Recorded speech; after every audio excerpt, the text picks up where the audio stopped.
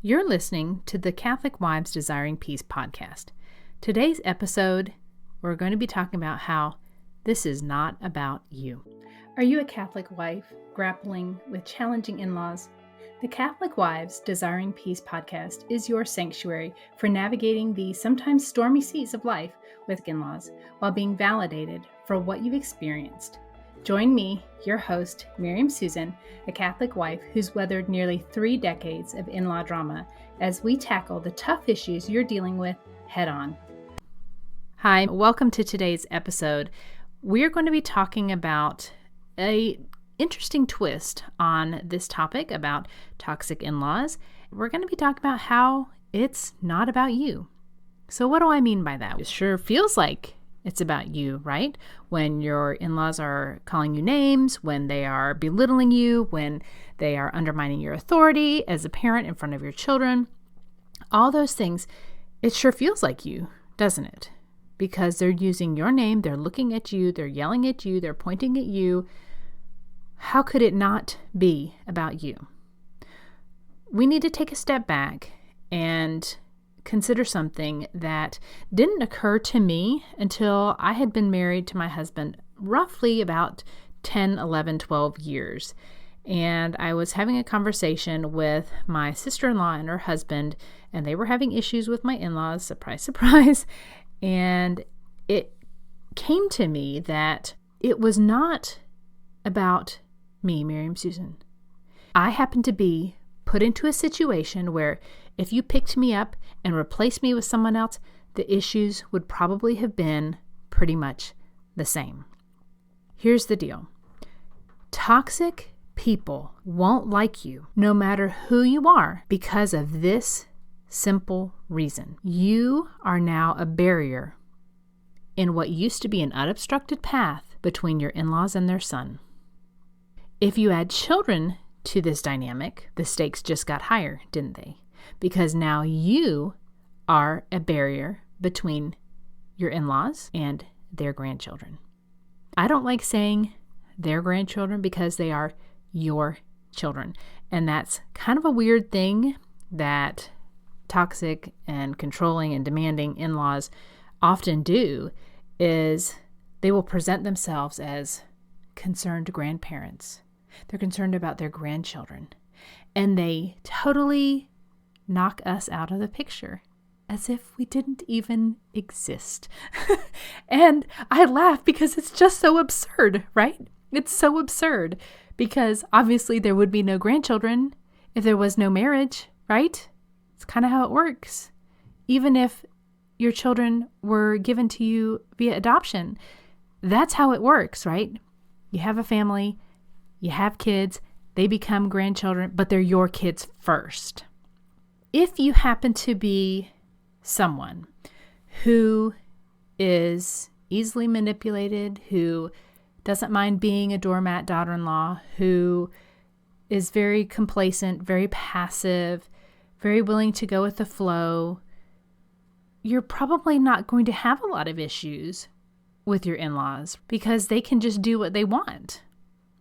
If you're passive, that generally would mean that it doesn't matter to you what happens, and it's okay if your in-laws want to do things with your kids without you present, take them on trips, do whatever, because it's just a totally different personality style. But I'm guessing that's not your personality style because you probably wouldn't be listening to this podcast, right? If you are someone who is not easily manipulated, who doesn't get drawn into gaslighting, who doesn't feel guilt when your in-laws try to pour it on, you become an even bigger target because they can't manipulate you. They can't control your behavior. And when toxic people can't control you, you become enemy number 1. Hello, I'm enemy number 1. That's who I became in my extended family with my husband, with my in-laws family, because I had my own personal limitations. I had my own personal boundaries. And they did not align with the vision that my in-laws had. I have a sister-in-law who is probably as opposite from me as you can possibly get. We do have some similarities. We do have large families. We are Catholic. We homeschool, at least she does now. But personality-wise, we could not be more different. Where I was the mom who bonded with my babies, and my baby stayed with me, and that was it. And she was much more willing to let somebody else hold the baby for an extended period of time. And I'm not saying one is right and one is wrong. I'm just trying to explain the differences between personalities. She is very much a person who enjoys having a break from her kids. And I'm not like that at all. I homeschool for a reason. I want to be with my kids as much as possible. And that's not very convenient when you're someone like my in-laws who they want a lot of one-on-one time with my children. I was in the way.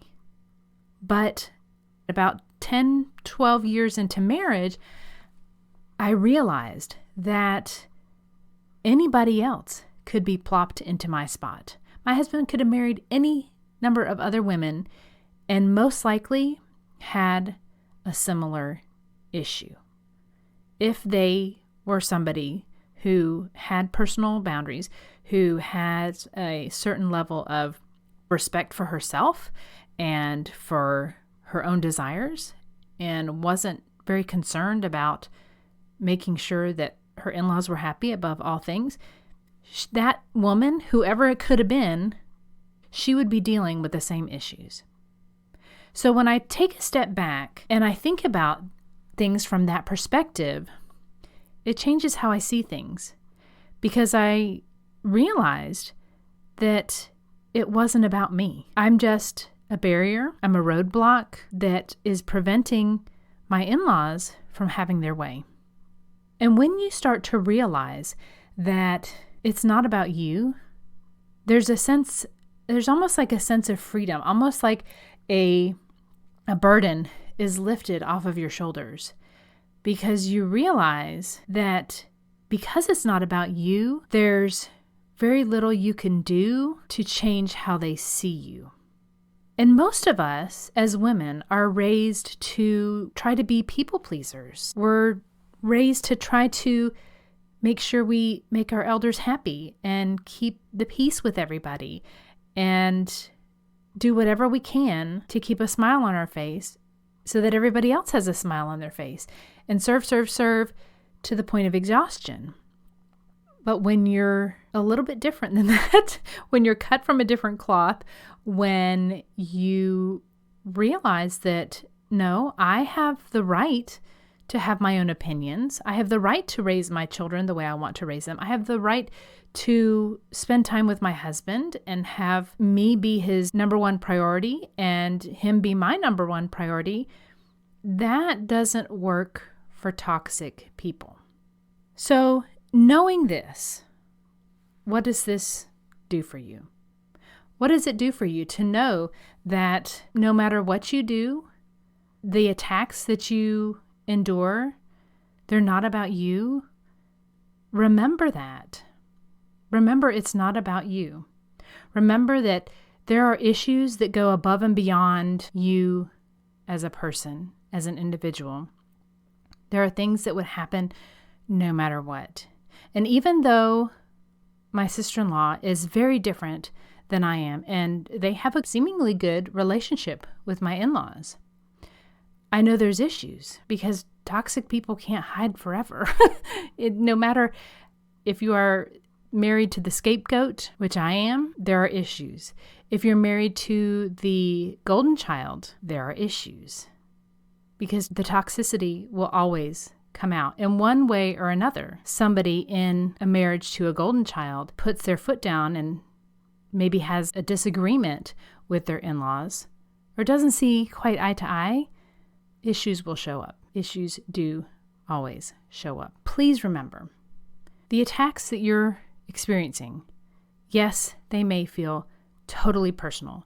They may feel like you're just the worst person, but it's not about you. It's about them. And I think keeping that perspective as well makes it just a little bit easier to find a way to forgive them. Just like Jesus said when he's on the cross, Father, forgive them, for they know not what they do. Because you could be any number of women in the situation that you're in. Your husband could have married any number of women and be in the same situation. There's a distance that happens mentally and emotionally, and you can take yourself out of there and think, you know what, Lord, my in-laws don't know what they're doing. They're obviously not in their right mind to be so ugly, so hateful, whatever they are to you. And then you can begin the process of trying to forgive. But I'll do a whole nother episode about that because it's too much to get into under this topic. But just wanted to focus in on this one thing. Please remember, it's not about you. Yes, I understand. It feels like it is. It feels like these are very personal attacks. And these attacks can be very, very ugly. I get it. I understand. But it really isn't about you specifically. Anybody that's in this spot, anybody could be in your place and saying, no, we're not going to come visit at Christmas this year, and things explode. Or, no, we're not going to let the kids spend the night at your house this weekend, and have things explode. You see, it doesn't matter. If your in-laws are toxic, they're going to be toxic, and they're going to be toxic no matter what. You just happen to be in the place of the daughter-in-law who is trying to stand firm against whatever they're trying to throw at you, and it's not about you. It could be anybody else. I hope this is an encouragement for you to remember that this attack, it's not about you.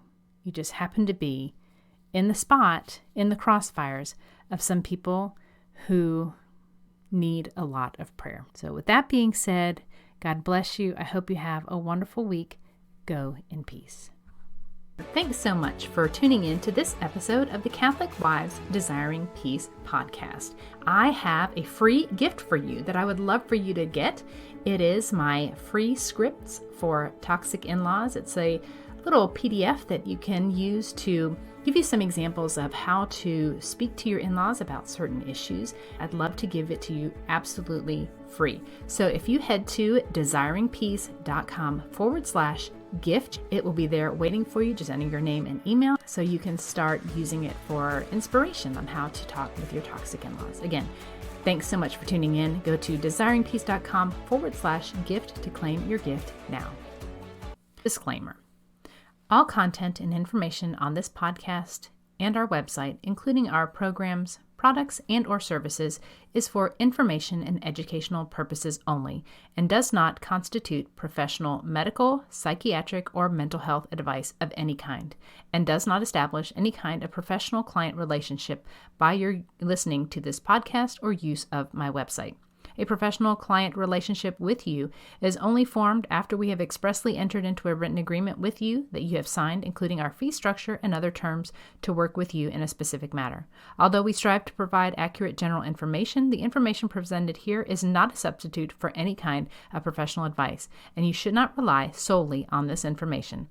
Always consult a professional in the area for your particular needs and circumstances prior to making any professional, medical, or mental health related decisions.